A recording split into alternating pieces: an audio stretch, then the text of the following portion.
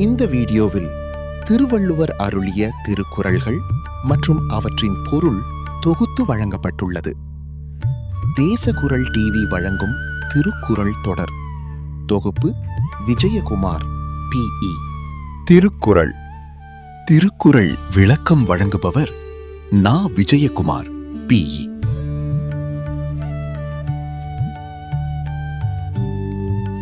ஆய்வுச் சுருக்கம். பொய்யாமொழி புலவர் படைத்த அற்புத படைப்பான திருக்குறளானது சமூகத்தின் ஏற்றத்திற்கென தோன்றிய நீதி நூல் என்றால் மிகையாகாது.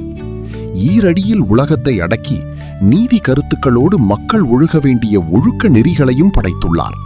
மேலும் வள்ளுவன் எந்த மதத்தையும் சாராது நடுவு நிலைமையில் நின்ற கருத்துக்களை பகிர்ந்துள்ளார்.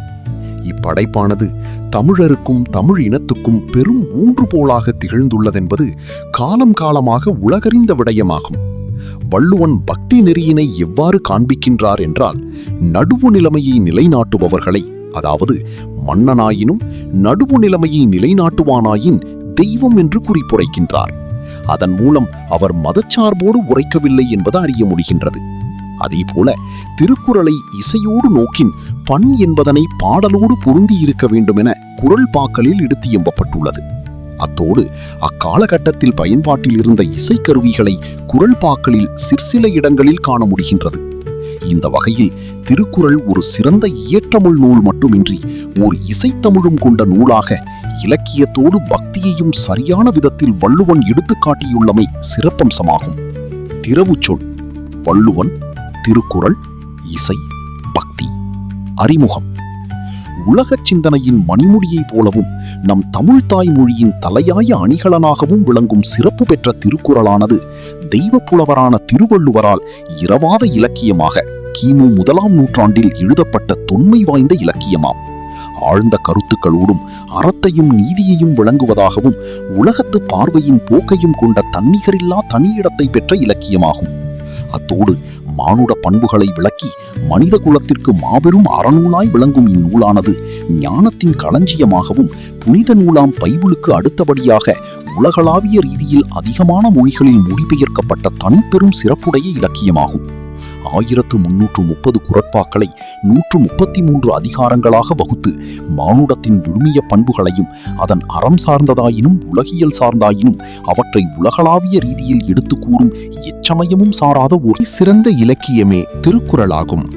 வள்ளுவர் படைத்த இரு சீர் வெண்பாவானது எக்காலத்துக்கும் பொதுவான கருத்துக்களை இயம்பும் இந்நூல் தற்காலத்தில் ஒவ்வொரு மனிதனும் பின்பற்ற வேண்டிய உன்னத நூலாகும். பொய்யாமொழி புலவரின் சொல்லாட்சியானது எங்கும் தமிழ், தமிழர் என்னும் சொற்கள் பயன்பாடில்லாத வகையில் அமைந்துள்ளமை சிறப்பானதாகும். தெய்வம் என்னும் சொல் பயன்பாடும் 6 இடத்தில் மட்டுமே காண முடிவதோடு கடவுள் என்னும் சொல்லானது எந்த அதிகாரத்திலும் இல்லை. இருப்பினும் பிற்கால தொகுப்பாளர்கள் 1வது அதிகாரமான வாழ்த்து என்பதனை கடவுள் வாழ்த்து என குறிப்பிட்டிருக்கலாம் என அறிய முடிகிறது. மேலும் பல்வேறு உரையாசிரியர்கள் 2637 வகுத்திருந்தாலும் பரிமேலழகர் உரையே சாலச் சிறந்தது என்று 6767 கூறுகின்றனர். திருக்குறளில் மொத்தம் 133 அதிகாரங்கள் உள்ளன. அவை 3 பால்களாக பிரிக்கப்பட்டுள்ளன. திருக்குறளின் முப்பால்கள்: பால் 1 அறத்துப்பால், 2 பொருட்பால், 3 காமத்துப்பால். அதிகார எண் வரிசை: 1 அறத்துப்பால் 1 முதல் 38, 2 பொருட்பால் 39 முதல் 108, 3 காமத்துப்பால் 109 முதல் 133. அதிகாரங்கள் எண்ணிக்கை: 1 அறத்துப்பால் 38, 2 பொருட்பால் 70, 3 காமத்துப்பால் 25. பொருள்: 1 அறம், 2 பொருள், 3 காமம். திருக்குறளின் 133 அதிகாரங்களில் முதல் அதிகாரம் 1 அறத்துப்பால்.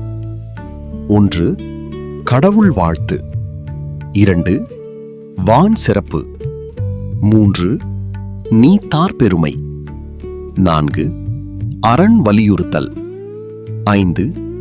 இல்வாழ்க்கை. 6. வாழ்க்கை துணை நலம். 7. மக்கட்பேறு. 8. அன்புடைமை. 9. விருந்தோம்பல். 10. இனியவை கூறல். 11. செய்நன்றி அறிதல். 12. நடுவுநிலைமை. 13. அடக்கமுடைமை. 14. ஒழுக்கமுடைமை. 15. பிறனில் விழையாமை. 16. பொறையுடைமை. 17. அழுக்காராமை. 18. வெக்காமை. 19. புறங்கூறாமை. 20. பயனில சொல்லாமை. 21. தீவினையச்சம். 22. ஒப்புரவறிதல். 23. ஈகை. 24. புகழ். 25. அருளுடைமை. 26. புலான் மறுத்தல். 27. தவம். 28. கூடா ஒழுக்கம். 29. கல்லாமை. 30. வாய்மை. 31. வெகுளாமை. 32. இன்னா செய்யாமை. 33. கொல்லாமை. 34. நிலையாமை. 35. துறவு. 36. மெய்யுணர்தல். 37. அவாவறுத்தல். 38. ஊழ். கடவுள் வாழ்த்து. அகர முதல எழுத்தெல்லாம் ஆதிபகவன் முதற்றே உலகு. பொருள்: எழுத்துகள் அனைத்திற்கும் ஆ என்ற எழுத்து முதன்மையானது போல இந்த உலகம் முழுவதற்கும் இறைவன் ஆதிபகவன் முதன்மையானவர். கற்றதனால் ஆய பயன் என்கொல் வாலறிவன் நற்றாள் தொழாஅர் எனின். பொருள்: எவ்வளவு கல்வி கற்றிருந்தாலும் உயர்ந்த அறிவுடைய இறைவனின் அல்லது உயர்ந்த நெறியின் நல்ல திருவடிகளை வணங்காவிட்டால் அந்த கல்வியால் என்ன பயன் கிடைக்கும் என்று வள்ளுவர் கேட்கிறார். எளிய விளக்கம்: கல்வி மட்டும் போதாது, அதனுடன் நல்லொழுக்கம், பணிவு, உயர்ந்த நெறிகளை பின்பற்றுதல் ஆகியவையும் இருக்க வேண்டும் என்பதை குறள் வலியுறுத்துகிறது. மலர்மிசை ஏகினான் மானடி சேர்ந்தார், நிலமிசை நீடு வாழ்வார். பொருள்: தாமரை மலரின் மேல் அமர்ந்திருக்கும் இறைவனின் திருவடிகளை அடைந்தவர்கள் இவ்வுலகில் நீண்ட காலம் புகழுடனும் நல்வாழ்வுடனும் வாழ்வார்கள். வேண்டுதல் வேண்டாமை இலானடி சேர்ந்தார்க்கு யாண்டும் இடும்பை இல. பொருள்: விருப்பமும் விருப்பும் இல்லாத இறைவனின் திருவடிகளை அடைந்தவர்களுக்கு எக்காலத்திலும் துன்பம் ஏற்படாது. இருள் சேர் இருவினையும் சேரா இறைவன் பொருள் சேர் புகழ் புரிந்தார் மாட்டு. பொருள்: இறைவனின் உண்மை புகழை போற்றி வாழ்பவர்களை அறியாமை காரணமாக உண்டாகும் நல்வினை, தீவினை ஆகிய இருவகை வினைகளும் பற்றாது.